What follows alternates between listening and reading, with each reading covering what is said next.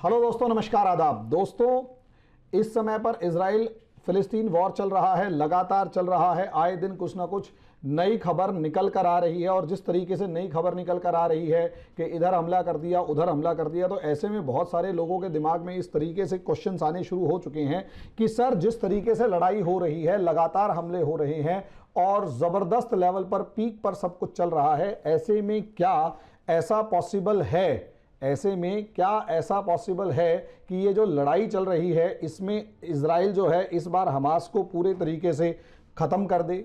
तो दोस्तों, असलियत में यहाँ इस सवाल का यदि आप जवाब जानना चाहते हैं तो थोड़ा सा इतिहास के पन्नों को पलट के देख लेते हैं और दो तीन मिनट में आपको समझ में आ जाएगा कि क्या इजराइल ऐसा कर सकता है या नहीं। तो पुराने ज़माने में दोस्तों होता क्या था कि जब एक राजा दूसरे राजा पर हमला करता था तो उसके पूरे खानदान को ख़त्म कर देता था, यानी उस दूसरे राजा का नाम लेवा कोई ना हो। जैसे शाहजहां ने अपने सारे भाइयों को मरवा दिया ताकि गद्दी का कोई दावेदार ना हो, इसी तरीके से औरंगजेब ने अपने सारे भाइयों को मरवा दिया, इसी तरीके से बहादुर शाह प्रथम जो बैठे उसने अपने सारे भाइयों को मरवा दिया। और फिर 1857 में अंग्रेजों ने बहादुर शाह जफर के सारे खानदान को 22 सितंबर को हुमायूं के मकबरे के पास, जिसे कहते हैं ना, छोटे से छोटे बच्चे तक को गर्दन उखाड़ के फेंक दी जो दिल्ली में रहते थे। इतनी बुरी तरह मारा, हद से ज्यादा। जब ये पूरे तरीके से खत्म कर दिया तो भाई ऑब्वियस सी बात है, पूरे खानदान को खत्म करने का। इसी तरीके से औरंगजेब को अगर आप देखेंगे तो औरंगजेब ने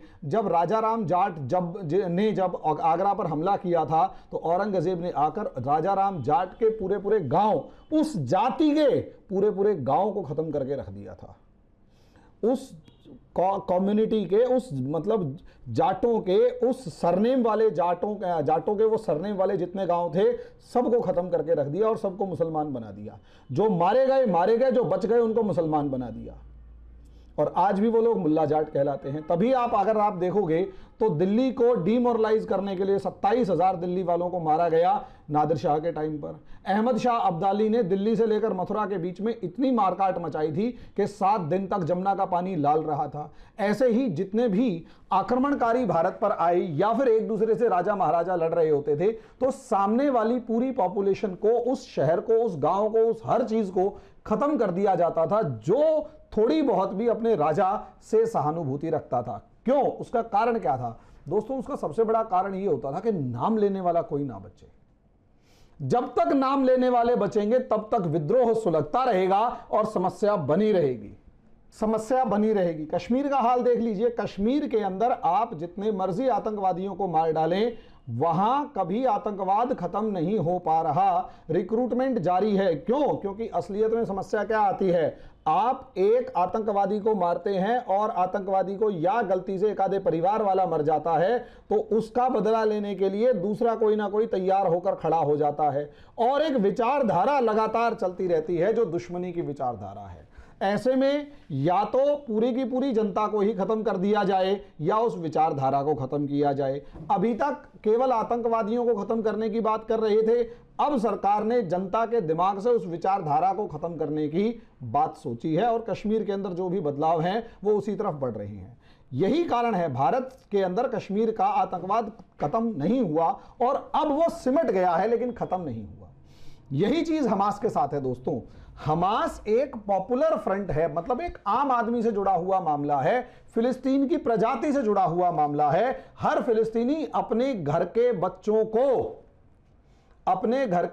को अपने साथ हुई नाइंसाफी की कहानियां जरूर सुनाता है कि पिछले 2000 साल से हम लोग इस जमीन पर रहते थे।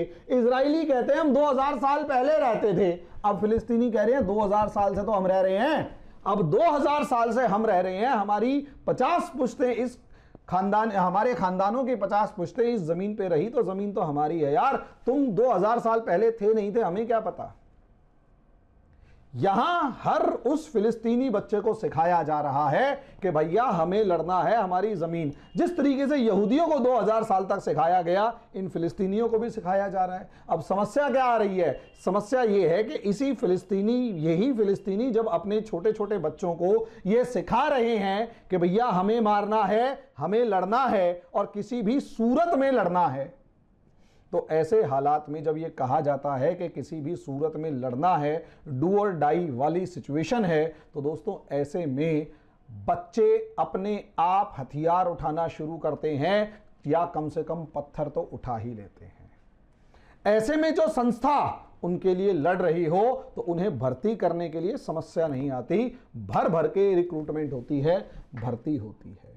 ऐसे में जो अभी इजराइल कर रहा है वो क्या कर रहा है? वो बिल्डिंगें तोड़ रहा है, वो हमास के इंफ्रास्ट्रक्चर को जो उसने टनल सिस्टम या गुफाएं बना रखी हैं उन्हें तोड़ रहा है, वो उन पर हवाई हमले कर रहा है, वो उन पर उनकी बिल्डिंगें गिराकर उनके कमांडर्स को मारने की कोशिश कर रहा है, उनके हथियारों के जखीरे को खत्म कर रहा है। लेकिन क्या इजराइल एक आम फिलिस्तीनी बच्चे के जहन में भरी नफरत को खत्म कर रहा है? तो आंसर है नहीं। जब तक ये फिलिस्तीनी जिंदा रहेगा और फिलिस्तीनी बच्चे के दिमाग में नफरत जिंदा रहेगी, तब तक इजराइल कितनी भी कोशिश कर ले इस फिलिस्तीन को खत्म नहीं कर सकता। हां, फिलिस्तीनी डीमोरलाइज्ड हैं क्योंकि पूरी दुनिया में उनको कहीं सहायता नहीं मिल रही और उनके ऊपर अत्याचार करने वाला जो इजराइल है उसे पूरी दुनिया जो है उसके साथ खड़ी हुई है, क्योंकि चढ़ते सूरज को सलाम है। इजराइलियों के अपने नाराजगियां हैं, लेकिन फिलिस्तीन की भी तो जायज बात है यार, 2000 साल से वही रह रहे। ये बिल्कुल ऐसा ही है, ये बिल्कुल ऐसा ही है कि आप अपने मकान में रह रहे हैं, मकान खरीद रखा है और उसके अंदर सारी प्रॉपर्टी आपकी, एकदम से सरकार आके ये कहती है मकान आपका, ये मकान आपका नहीं है, इसे गिराने के ऑर्डर आए हैं। अब आप एकदम से क्या करेंगे? गिराने? और सोच कर देखिए ना, ये दुकान आपकी नहीं है, मकान आपका नहीं है, ये किसी और का है। बस फिर तो हमले ही होंगे, फिर तो लड़ाइयां ही होंगे, फिर तो विद्रोह होगा, और वही विद्रोह तो फिलिस्तीनी कर रहे हैं इस समय पर। तो ऐसे में क्या इजराइल उस मानसिकता को खत्म कर पा रहा है? तो आंसर है नहीं। इजराइल उस मानसिकता को नहीं खत्म कर पा रहा, उस नफरत को नहीं खत्म कर पा रहा। और क्योंकि वो नफरत खत्म नहीं हो रही है, इसलिए हमास, भले ही आप उसकी टनल सिस्टम उड़ा दें, भले ही कुछ कमांडर्स को मार दें, बिल्डिंगें गिरा दें, बिल्डिंगें दोबारा बन जाएंगी, टनल सिस्टम दोबारा बनेगा, लेकिन वो मानसिकता जो है वो उस फिलिस्तीनी को लड़ने के लिए हमेशा तैयार रखेगी, जिसे लगता है कि उसका घर तोड़ा, उसके बच्चे मारे, उसके ऊपर बम्बार्डमेंट करी, उसके घर के ऊपर कब्जा किया, उसकी जमीन पर, उसके खेतों पर, उसके कुएं पर, उसके पानी पर, उसकी हवा पर कब्जा किया, और कब्जा करने वाला इजरायली है तो मारूंगा।